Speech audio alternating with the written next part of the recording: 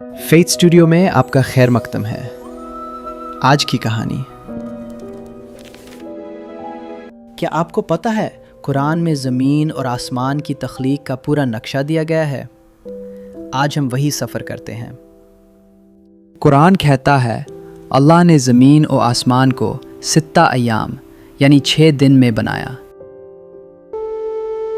آسمان شروع میں ایک دکن یعنی دھواں جیسی حالت میں تھا، پھر اللہ نے اسے ترتیب دی۔ پھر سورج، چاند اور ستاروں کو اپنی اپنی راہ پر چلا دیا گیا، ہر ایک اپنے مقرر وقت پر۔ زمین کو پہاڑوں سے مضبوط کیا گیا اور اس میں پانی کا ایک بہترین توازن رکھا گیا تاکہ زندگی ممکن ہو سکے۔